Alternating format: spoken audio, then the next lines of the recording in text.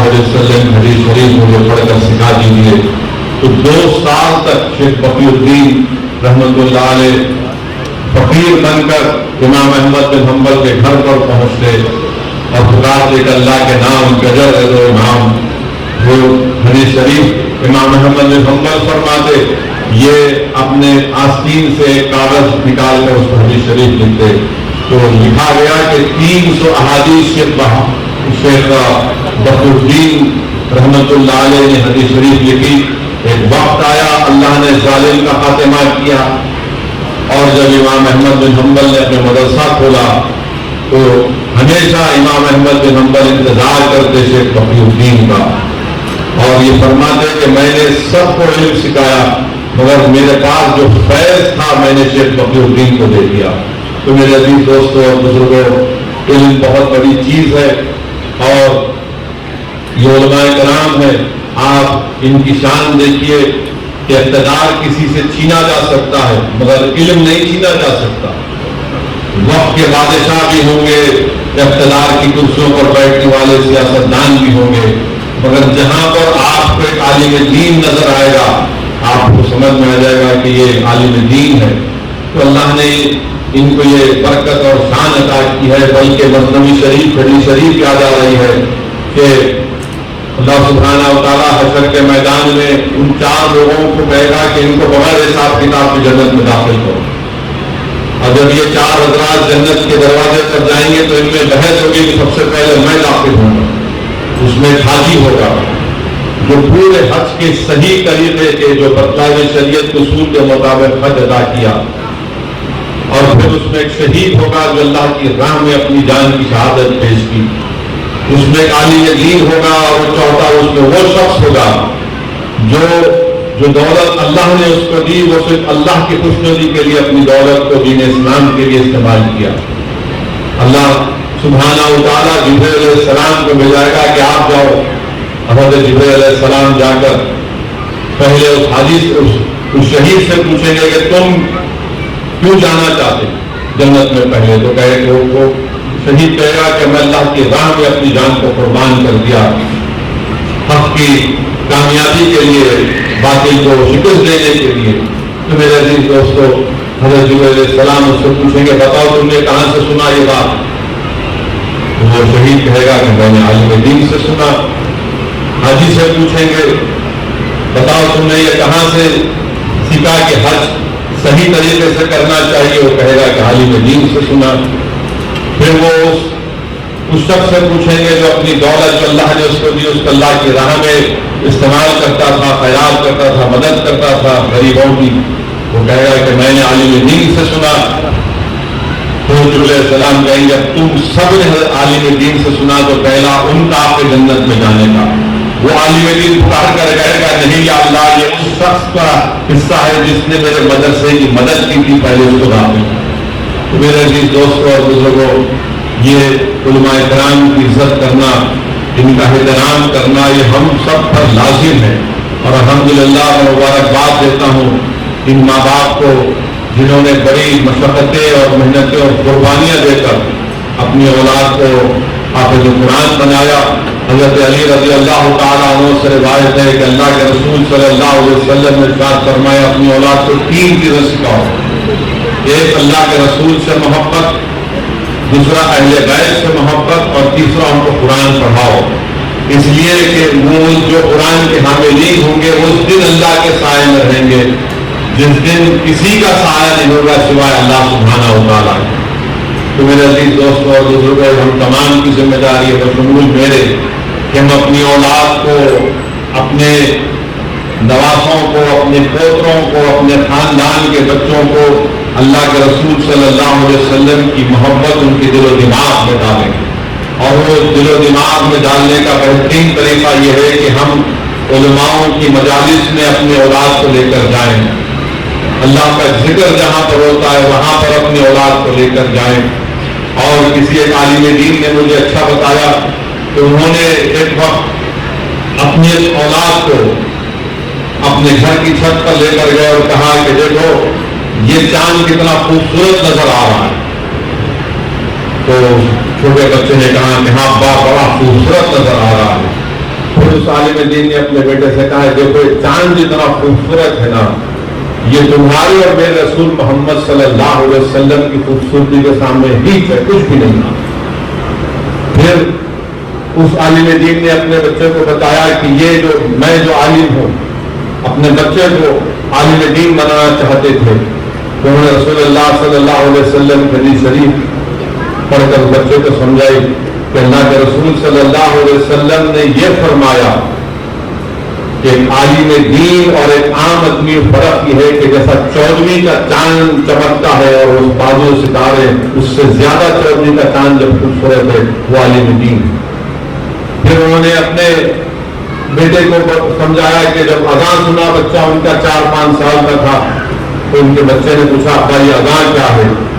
تو ان عالم دین نے اپنے اولاد کو اپنے گود میں لے کر کہا کہ یہ اذان ہم آج ہمارے کانوں میں اس لیے سن رہے ہیں کیونکہ اگر کربلا میں امام حسین نہیں جاتے تو اذانیں کبھی دنیا میں سنائی نہیں دیتی۔ امام حسین نے اپنا سب کچھ قربان کر دیا نواز رسول نے۔ تو میرے عزیز دوستوں اور بزرگوں، ہم کو اپنی اولاد کو آنے والی نسل کی حفاظت کرنا ہے۔ یہ جو موجودہ زمانہ ہے فتنوں کا زمانہ، یہ موجودہ زمانے میں یہ ایسے فتنے ہیں جس سے بچانا ہم تمام کی ذمہ داری ہے، اور اللہ کے گھر کی حفاظت کرنا ہماری ذمہ داری ہے، اللہ کے مسجدوں کو آباد رکھنا ہماری ذمہ داری ہے، مدرسے اسلام کے قلعے ہیں اس کو مضبوط رکھنا ہماری ذمہ داری ہے۔ اگر ہم اپنے مدرسوں کو مدد نہیں کریں گے، حفاظت نہیں، عالم دین بنانا چاہتے تھے تو انہوں نے رسول اللہ صلی اللہ علیہ وسلم کی حدیث شریف پڑھ کر بچے کو سمجھائی کہ اللہ کے رسول صلی اللہ علیہ وسلم نے یہ فرمایا کہ ایک عالم دین اور ایک عام آدمی فرق یہ ہے کہ جیسا 14ویں کا چاند چمکتا ہے اور اس بازو ستارے اس سے زیادہ 14ویں کا چاند جب خوبصورت ہے وہ عالم دین ہے۔ پھر انہوں نے اپنے بیٹے کو سمجھایا کہ جب اذان سنا بچہ ان کا 4-5 سال کا تھا تو ان کے بچے نے پوچھا ابا یہ اذان کیا ہے؟ تو ان عالم دین نے اپنے اولاد کو اپنے گود میں لے کر کہا کہ یہ اذان ہم آج ہمارے کانوں میں اس لیے سن رہے ہیں کیونکہ اگر کربلا میں امام حسین نہیں جاتے تو اذانیں کبھی دنیا میں سنائی نہیں دیتی۔ امام حسین نے اپنا سب کچھ قربان کر دیا نواز رسول نے۔ تو میرے عزیز دوستوں اور بزرگوں، ہم کو اپنی اولاد کو آنے والی نسل کی حفاظت کرنا ہے۔ یہ جو موجودہ زمانہ ہے فتنوں کا زمانہ، یہ موجودہ زمانے میں یہ ایسے فتنے ہیں جس سے بچانا ہم تمام کی ذمہ داری ہے، اور اللہ کے گھر کی حفاظت کرنا ہماری ذمہ داری ہے، اللہ کے مسجدوں کو آباد رکھنا ہماری ذمہ داری ہے، مدرسے اسلام کے قلعے ہیں اس کو مضبوط رکھنا ہماری ذمہ داری ہے۔ اگر ہم اپنے مدرسوں کو مدد نہیں کریں گے، حفاظت نہیں کریں گے، اور جو لوگ آج ایک سازش کے تحت یہ کریں مدرسے والے ایسے مدرسے والے فلاں، میرے بھائی یاد رکھو اچھے اور برے کی تمیز کہاں سے پیدا ہوتی؟ مدرسوں سے پیدا ہوتی ہے۔ دین کہاں سے سیکھتے ہیں؟ مدرسوں سے سیکھتے ہیں۔ کہاں ہم توحید کو سمجھتے ہیں؟ مدرسوں کے علماء کرام کے تعلیمات سے ہم کو سمجھایا جاتا ہے۔ اس لیے بہت ضروری ہے کہ ہم اپنے مدرسوں کی اپنی مسجدوں کو آباد رکھیں، اور آپ سے کہہ رہا ہوں کہ ہمارے معاشرے میں ہم لوگ ان لوگوں کو یوٹیوب پر دیکھتے ہیں جو سب سے زیادہ گالی دیتے ہیں۔ ارے کیا گالی دیا دیکھو، ایک عجیب ماحول ہے۔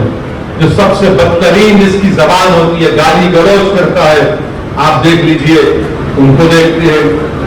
ہمارے فونوں میں آپ مسجد میں ہے جو گانا واہیات قسم کا مشہور ہو رہا ہے وہ آپ کی رنگ ٹون میں آ جاتا ہے، جس سے یہ تمام چیزیں ہم کو اسلام سے دور کرتی ہیں، یہ تمام چیزیں ہم کو اللہ کے رسول صلی اللہ علیہ وسلم کی سنت سے دور کرتی ہیں۔ اس لیے آپ اور ہم کو یہ ضروری ہے کہ ہمیں علماء کرام کے جو بیانات ہم سنتے ہیں، ان کے مضامین پڑھتے ہیں، اللہ سے ہم دعا کریں کہ اللہ سبحانہ و تعالی ہم کو عمل کرنے کی توفیق عطا فرمائے۔ اور یاد رکھیے مسجدوں کو ذرا آباد نہیں رکھیں گے، میں جانتا ہوں کہ میں جو کچھ کہہ رہا ہوں وہ تنازع بن سکتا ہے یا میڈیا اٹھا سکتا ہے، مجھے اس کی فکر نہیں ہے۔ اسد الدین اویسی کا جہاں نام آتا وہاں پر تنازع ہوتا ہے آج کل تو اب تو ایسا ہو گیا کہ ایک بابا ہے، بہت بڑے بابا ہیں جو ٹوتھ پیسٹ بیچتے ہیں اور کیا ہے منجن بیچتے ہیں، سانس لینے کا طریقہ سکھاتے ہیں. وہ کہیں پر منتر کر رہے تھے، اپنے آپ کو براہمن ظاہر کر رہے تھے اور کرتے کرتے انہوں نے بول دیا کہ میں یہ OBC والے فلاں ایسے ہیں، ان کو کچھ بول دیا. جب میڈیا نے یہ بزنس مین بابا کو پکڑا تو انہوں نے بولا نہیں میں OBC کو نہیں بولا، میں OVC کو بول دیا. تو خیر یہ چلتا ہے، یہ اس سے کوئی فکر نہیں ہے، مگر آپ کو بتانے کا مقصد یہ ہے کہ مسجدوں کی حفاظت کریے. موجودہ دور میں جو حکمران ہیں وہ پوری کوشش کر رہے ہیں کہ مسجدوں کو غیر آباد کر دیا جائے، مسجدوں کی اہمیت کو کم کر کے رکھ دیا جائے، مسلمانوں کو اسلام سے دور کر دیا جائے. اس لیے ہماری ذمہ داری ہے کہ ہم مسجدوں کی حفاظت کریں. اور قدرت ہم اور آپ سے پکار پکار کر کہہ رہی ہے کہ تم ایک مسجد کو کھو چکے، وہ تمہاری غفلت کی وجہ سے ہوا تھا. اگر آپ ہوش کے ناخن نہیں لیں گے تو پھر یہ تمام جو لوگ آج اقتدار کی کرسیوں پر بیٹھنے والے ہیں، ظالم لوگ ہیں، یہ ہماری مسجدوں پر للچائی ہوئی نظروں سے دیکھ رہے ہیں. وہ جانتے ہیں کہ مسلمان کو مسجد سے دور کر دو پھر یہ نہتا ہو جائے گا. اس لیے بہت ضروری ہے میرے عزیز دوستوں اور نوجوانوں اور ماں باپ، اکیلے مت جائیے مسجد کو، اپنی اولاد کو ساتھ لے کر جائیے. صرف جمعے کے دن نہیں بلکہ ہر وقت کی نماز مسجدوں میں ادا کریے. اپنی مسجدوں کو آباد رکھیے، دین اسلام پر فخر کریے، قرآن اور سنت پر عمل کریے، اپنے اختلافات کو بازو رکھیے. یہ وقت ان طاقتوں سے مقابلہ ہم کر رہے ہیں جو ہمارے وجود کو مٹانا چاہتے ہیں اس ملک سے، جو ہماری مسجدوں سے اداؤں کو ختم کر رہے ہیں، جو ہم کو اسلام سے دور کرنا چاہتے ہیں.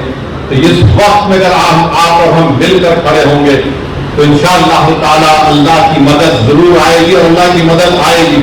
اگر ہم نہیں کھڑے ہوں گے تو اللہ کسی اور سے اپنے دین کا کام دے گا. ہم اللہ کے محتاج ہیں، اللہ ہمارا محتاج نہیں ہے. اور خاص طور سے دعاؤں میں غزہ کے مسلمانوں کے لیے، غزہ کے فلسطینیوں کے لیے دعا کریے کہ 22,000 سے زیادہ لوگ مر چکے ہیں، شہید ہو چکے ہیں. 21 لاکھ کی آبادی کے پاس اب پینے کا پانی نہیں ہے، بھوک اور فاقہ کشی سے مر رہے ہیں لوگ وہاں پر. اللہ دیکھ رہا ہے کہ دنیا خاموش بیٹھی ہے، اور اللہ سبحانہ و تعالی جو لوگ آج خاموش بیٹھے ہوئے ہیں، جن کے پاس اللہ نے لازوال دولت دی ہے، وہ اللہ کے فضل و کرم سے، وہ تو نبی کریم صلی اللہ علیہ وسلم کا صدقہ ہے کہ تمہارے پاس اتنی دولت ہے. مگر آج ان معصوم فلسطینیوں کے اوپر جو ظلم کیا جا رہا ہے، انشاءاللہ تعالی اللہ ضرور ان کی مدد کرے گا. ہمارا کام یہ ہے کہ ہم فلسطینیوں کا ذکر کریں، ان کی تائید کے لیے، ان کی کامیابی کے لیے، ان کی مصیبتوں کو ٹالنے کے لیے اللہ سے دعا کرتے رہیں. میں پھر سے ہمارے مفتی صاحب کی اور مولانا احسان فاروقی صاحب کو مبارکباد دیتا ہوں. اللہ سبحانہ و تعالیٰ ان مدرسوں کو صبح قیامت تک آباد اور شاداب رکھے. واخر دعوانا الحمدللہ رب العالمین.